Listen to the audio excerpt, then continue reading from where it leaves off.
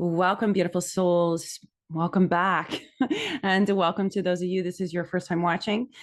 This is Channel Your Light, and my name is Erin. And I am delighted to be here with all of you on this sacred journey that all of us souls are taking.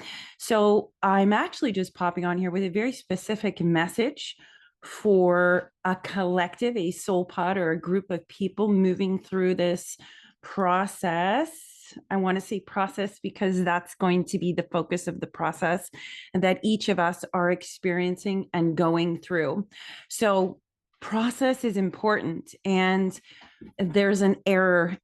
I'm hearing error. An error has been made, and we're in the modes of correcting the error.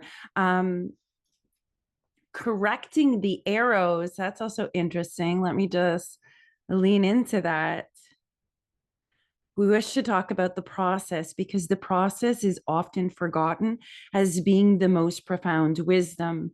For example, the destiny or the journey or the solution or the idea that the thing that you want is out there in front of you. We perceive and view this as the place that we're going, and it is, but when we're in the process, we neglect to be present for the process. So this is also part of alchemy. This is part of a number of other different things, and going back to a couple of channels and a couple of readings that I had with some freaking incredible souls that I've had the privilege to connect with in private sessions regarding the master and the maker. So I don't even know where to begin. Begin with the process. Oftentimes, when we receive a solution or an ideal or a desire that we want, we fail to recognize that we only have the inkling of it or the desire of it or a conscious, fleeting, sudden awareness of that arrival point, the destination. We perceive that as the success, as the goal, but a bigger, I want to say another truth, and perhaps a more poignant truth that's more relevant and helpful than going for the goal is recognizing the process. The moment you attune your focus to a goal, you are given that goal in a sense, your soul becomes awakened to it. Not because you're on a journey to get there, not because it's outside in front of you, but rather it begins a journey and you will achieve or receive it in some way, shape, or form. Sometimes in consciousness, you receive ideas and concepts, not because that is the destination you will be arising or arriving to, but rather it propels the journey required for the bigger goal or the bigger idea, bigger concept, bigger landscape, or bigger structure that you're creating or going towards. And in this process, logically, got it, spirit, thank you. In this process, logically, we get stuck on this idea of this one thing or how we think it should be because we have incorrectly, in error, perceived that to be the destination. Yes, we are on a choose your own adventure path. And yes, we all have free will, but there are certain things built into your soul's blueprints that you have planned to sustain, create, and maintain. And yes, that includes dissolution as well. These are all different facets of different people's blueprints. For those of you who are on a journey and who are stuck on the karma of stuckness, who are stuck on the idea of a certain outcome or it being a certain way or going on a certain trajectory and feeling like it's consistently not working out. That's because that's not the ultimate arrival or destination point. However, you perceiving the first perceived arrival or destination point was required in order to begin the process of the journey to your true desired arrival point or destination point. And in addition, in a sacred honoring of wisdom, we attune to the solution or the arrival point or the destination as the solution, as the wisdom, But the truth is, the wisdom is in the journey. The very place that you are stuck holds the very wisdom that you need. We think that we arrive at solutions as if the solution is the most brilliant answer. But the truth is, it was the entire process that was the solution in the making, which brings us to the master and the maker. We are all masters in the making. We have all been made in we have all been made in the resonance, the era, the projection, much like they talk about in Christ consciousness, in the projection or the illumination. I can't remember what the word is, and it's not quite coming to me, of Jesus Christ, right? We're all a metaphorical projection of an energy like that. And I don't know why, but right now I'm tripping on my words, and I want to lean into why that is, spirit. There's another energy that has failed to alchemize this, another energy that has failed to find the wisdom in their journey. However, it is not a failure for this person. It's not a failure of not finding the wisdom in the journey. The wisdom is always unfolding. They are being asked to return their focus to their own journey and stop fucking coming into other people's journeys. Sometimes we utilize our relationships with each other as projections to help understand ourselves. But sometimes we get stuck in the karma of stuckness, which is karma, cause and effect. We get stuck in the stuckness of somebody else being responsible for how we feel internally, or you need somebody else to do something in order for you to feel better about yourself. And that is a stuckness that you will maintain in the process of the journey. Because you've asked for a greater solution, you must work through this process of this wisdom. And all the wisdom is in the process. Like, for example, if I look at grief as a journey, you do not bury one of your children and stay the same person. You cannot, whether that goes all the way down to the throes of negativity and stays there, or whether you go down to the negativity and into the positivity, whether you conjure or master between both. Everybody is slightly different in their process and how they perceive things based on their life experiences and also based on their soul's journey. But I wish to illuminate this. Every single incarnated soul is a master in the making. Your mastery will be unique to yourself because it requires all the alchemical ingredients of all of your experiences, your familial conditions, your societal conditions, all these different aspects. Every piece and part of your journey has been you as a master in the making. We often look to masters as if they have figured out something that we have not. And that is actually a truth. They have figured out something that we have not quite yet come to, not because we are less than, but because we are in the process of our own self-mastery. In this way, we have all incarnated as masters in the making. If you have come up against in your journey things like grief, loss, betrayal, sorrow, disempowerment, some really intense energies and things that you cannot explain, these are all elements that bring you to your mastery. These are not punishments. These are not to make you feel like you are wrong. These are not because you are unworthy. These are literally the ingredients and experiences required through the multidimensional journey of the evolution of the soul. This is what is your mastery. For somebody on here, you have shamed yourself for the places you have been. And I totally get that.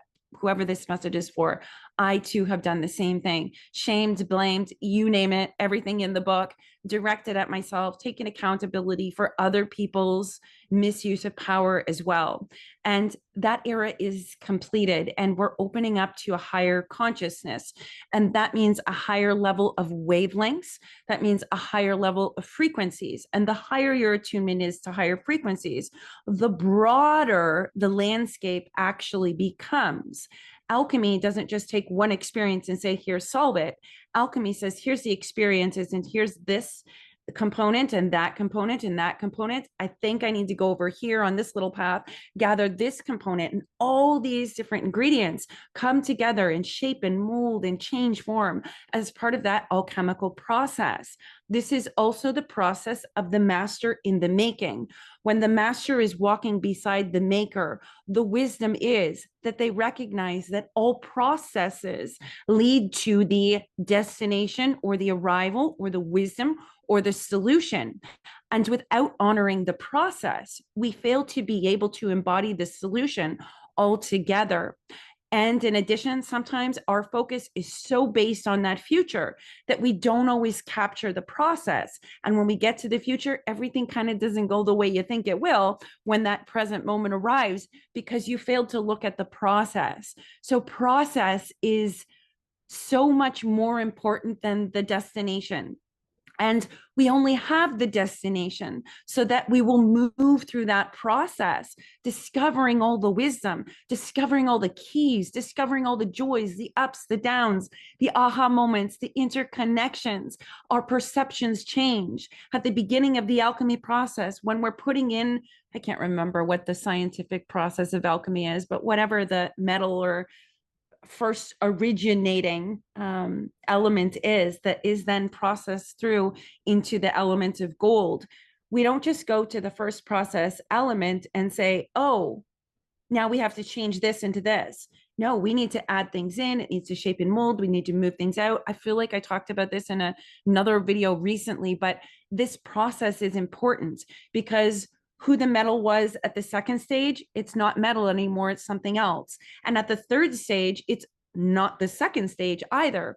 And at the final stage of the goal, the arrival or the destination point, I guess you could say, we sometimes perceive that to be the ultimatum, the ultimate arrival, all of those things. But when you stand back and look at the journey as you stand at the arrival, you recognize it's the process that has all the wisdom in it, not necessarily the moment of arrival.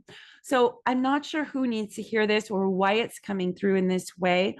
My intention is to bring together or gather these different elements because there's there's somebody on who's in a process that is unaware how valuable their process is. You're looking towards a destination, you're wondering why it's not working out, but there's something right here in this very moment that is mastery in the making. Every single person, no matter where you are on the journey, how you've had your journey, how you've experienced it, whether it's been all positive or all negative or a little bit of both. Predominantly, most people are going to be a little bit of both, obviously. Some may be imbalanced in different areas. And I have a Anubis here for those who have engaged in imbalances or who have experienced them. And Anubis comes for a complete weighing of the heart. Have you been able to let those things go? Because that is the process, right? In the process of becoming, we're also dying. In the process of birth is also a death. And we have to have the death if we want to have the birth. You can't discard, discredit, or dismiss one of them because the entire thing goes so far out of balance that you can't find the destination point. That's a very convoluted kind of a way of saying that. And not my ideal, to be honest, not my ideal way of saying it. But they're saying this is often how people perceive and view it.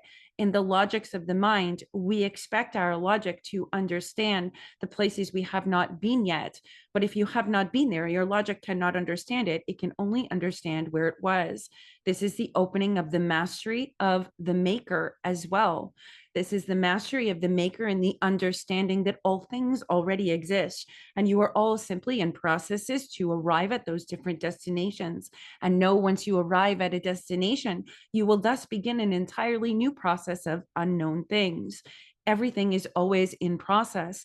Every moment is always a destination within the process.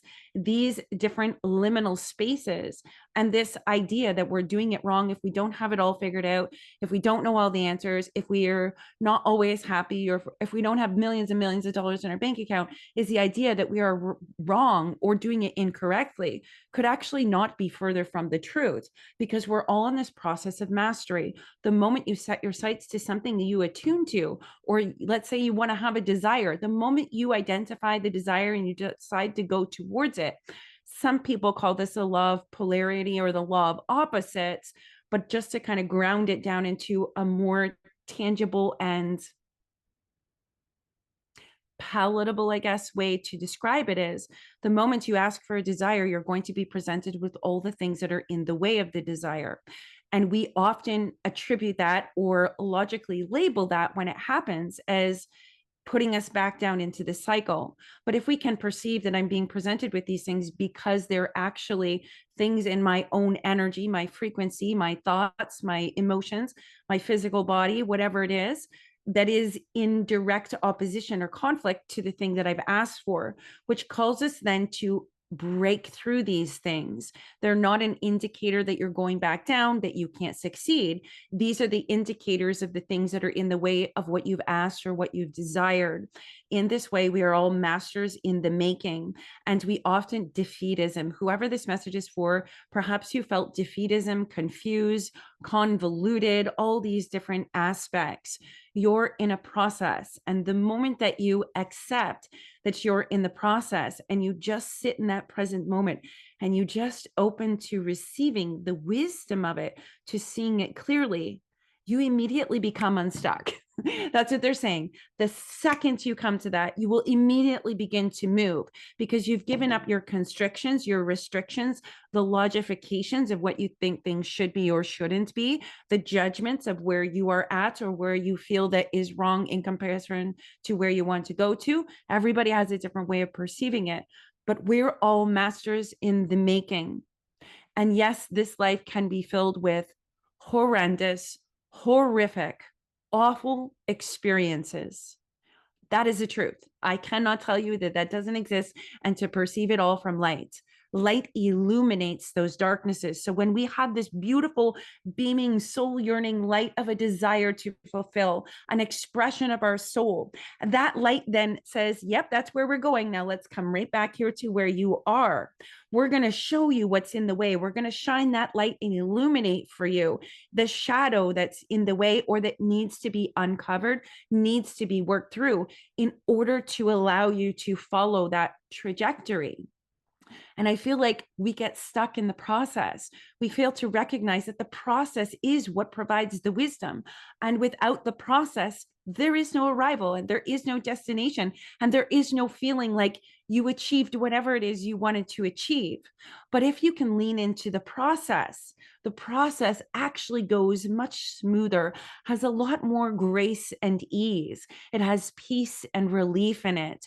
We always think we want to know, but the truth is, there are some things that if we knew, it would actually make the process a lot longer. It would create profound suffering that is simply unnecessary. And sometimes when we know something ahead of the time, it is to our detriment. We're spanning and bridging multiple layers of the experiences. There is not one path. There are many, many paths. And every single path is a master in the making. It is the path that is the making of the mastery of you, mastering your own soul, mastering your own experience, mastering how your energy works. These are all pathways indicating to us that we are all masters in the making. Now, I'm only like just dusting the surface of the master and the maker channels that all came through back in 2024 and some of the wisdom that came through in alignment with this for some of the beautiful souls that had private sessions there towards the end of the year. But I feel like they're saying this message is complete. That's all that needs to be shared in this. That is a level of completion in and of itself, is what I'm hearing. So take that as it resonates. And remember that you are all masters in the making, and it requires many lives and many experiences and many perceptions and many expressions and many embodiments to come to a state of mastery. And that's a part of the process. And when we can accept and embrace that as a greater truth than the truth that we're being punished or we're doing it wrong or you're not supposed to fail, or perfectionism for somebody on here. Perfectionism literally leads to confines. Perfectionism leads to the lack of expression in your soul. And yet it also speaks to your desire. Oh, that's a safety issue. Whoever that message is for, I don't know who that message is for, but if you're struggling with perfectionism, it's actually a safety issue and an avoidance of judgment and a pointing out of it in others in order to affirm the self that you're in just the right stuckness of a kind of a place that you would perceive it. This is such a random message. I don't know who it's for. Perhaps it's somebody that you're dealing with. Yes, let me tell you, perhaps it's somebody you're dealing with. Perhaps it's something you struggled with yourself, perfectionism. I know I have, just to come from the shadow aspect of it. I will share with you from my own personal journey. My perfectionism stems from always being negatively criticized for anything that I did, however I did it, not because what I did was incorrect, but rather because it wasn't in alignment with what they felt perfectionism was. In a way, perfectionism is shielding and protecting the self from the negative criticisms of others. And there's a difference between, like, criticism can go far right or far left. Criticism can be right in the middle. Constructive criticism that's meant to aid you, to amplify it and raise it up, is a positive criticism. But then there's criticism that is negative. It's in denial, it's dismissive, it's discrediting, it's not intended to expand out whatever it is that's being criticized. And where does the word criticism come from? Critic. A critic is someone who judges. So is the criticism you're receiving based on someone who is judging from their limited perception, or how they want you to operate in order for them to feel better? Or is the criticism based in something that's intended to help you expand and raise you up and grow better? There's a very distinct energy between the two. You will know if you've encountered one or the other. This, for me personally, created a wound. However, in unpacking the shadows of the wound, I get to come to the empowerment of, hold on, I'm trying to avoid the negative judgments of others who don't understand what I'm talking about, or what I'm going through, or what these experiences are. And that negates us from fully expressing ourselves. When we can accept criticism that is positive, intended to expand you or to raise you up or to help you move deeper into it, that's the type of constructive criticism we wish to attune our focus to. And the judgmental criticism is usually based in opinion. There's usually a negativity that's got the foundation underpinning. Underneath it all will be a negative energy or frequency. And these things are very obvious when you start to observe.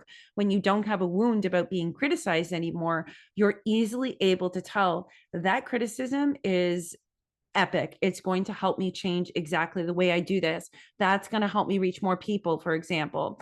But then there's the other side of the coin, flip side of the same coin, friends. It's the same word, criticism, but both sides of the coin. And this is a truth for pretty much everything in life, right? This other side of the coin will often have a negativity of something that is misunderstood, I want to say, misunderstood, or only perceived as one way is the right way. For some reason, we're talking about criticism today, and it's in relation to the master and the maker. The maker does not place the master in circumstances in order to annihilate them. The maker places the master into the circumstances in order to propel an evolution of the soul, sometimes through friction for evolution, or opposition for strengthening. Sometimes it will be a raising up. This is why the journey often has a significant fluctuation. When one has come to the mastery of the self, the master then walks with the maker in a conscious awareness. Often, most of us don't realize that we are all masters in the making. In this way, we all matter. The expression of our experiences greatly matters, because each of you are a master in the making, walking the earth plane. Whether you're at the beginning of the journey, the middle of the journey, the end of the journey, or overseeing souls who are in the throes of the journey, it does not matter which layer you're at. All layers are required, all of them. You have to be at the beginning at some point. You have to be at the middle at some point, and you have to be at the end at some point. And yes, when you get to the end, it is highly likely that most of you who do that will want to turn around and oversee other souls as they move through that journey as a guiding light. That is natural when you've come to a place of mastery. Although I'm being told there are some souls who do not choose that, and that's not wrong either. That is a-okay. But for somebody on here, you're 1,000% choosing that. You already chose it. You chose it before you incarnated here. So it's very fascinating to know where these messages are going and attuning to. There's many different pathways, and that's what we're illuminating. And wow, I have somebody's brother, a brother energy. I don't know if this is your brother that's passed away, or if this is your brother who is living spirit, spirit embodied, because we are all spirit, whether you're in a body or out of a body. They're making me feel like whoever this message is for, you're actually being leveled up, raised up, brought above, almost like the eagle's nest. I'm hearing the eagle's nest. Got it. Being raised above into this area to be able to perceive with a greater elevation of consciousness. It's kind of like when you're in the storm, all you see is the shit whipping around. But when you're looking from a storm above it, not only do you see the shit in the middle, you see the outskirts, you see the center layer, you see where it's calm on the outside of it, you see where it came from. There's all these different elements and aspects that, depending on when where you're perceiving from, allows you to perceive it in another way. The eagle's nest is also the tiger's nest, is what I am hearing. The eagle and the tiger. I know before we were going with the owls and something else. That collective has completed that mission complete for whatever their purpose was for each individual on this channel watching this. But now we're moving into the eagle and the tiger. Notice that every animal holds a different spiritual energy as a guide, as a wisdom, as a truth. Whew. Animal guides often come to wisdom keepers. They go through a process of integration. That process of integration allows them to integrate the wisdom that their soul and consciousness has opened to, that's accessed from within them. This is also part of one's own self-mastery. We are not here to master and conquer the world necessarily. However, that is a viewpoint that could be taken in a positive unfolding of the path of desire for the higher beneficial benefit of all spiritual beings. But they want to bring it back down to whoever this message is for.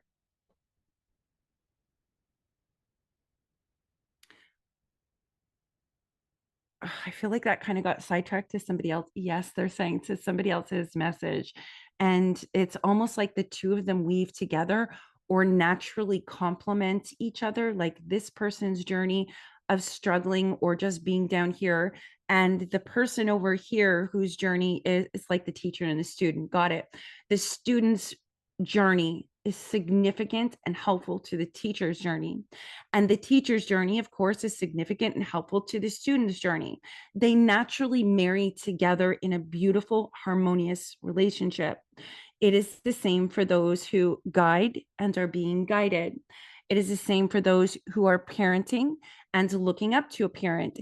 It's this dynamic of these dualistic natures that duality can be utilized in a harmonious way when we remove the idea that they are separate or better or something to that effect. Let me know in the comments, friends, whose messages are these? Are these resonating? Because obviously when I do these, I trust the information that comes through, but I love seeing the comments from you. I love knowing that it resonates. It helps me to be able to zone right in, tune right into that specific frequency in future channels, because it's the most helpful for you. Just as I was just explaining, if I'm offering this guidance or wisdom or from your ancestors, your spirit guides, your loved ones in spirit, it's very helpful to know that it's resonating for you. In this way, I will focus into that and continue that flow of energy or that channel. But I am going to wrap this up right now. This is very clear. Wrapping it up, coming full circle. The intention of this is to let somebody know you're in the process. If you perceive the destination to be your golden ticket, you are incorrect. Your golden ticket is in the process, which takes you to the destination. And that's just a different way to perceive, I guess, goal setting, desires. It allows you to stop feeling like it's outside of you and bring it into you. It stops making you feel disempowered to look at a goal and bring it into you as a total source of empowerment, that goal actually was projected from inside of you. It only exists or is perceived out here because you projected it from within you. So beautiful souls, I'm going to leave it at that.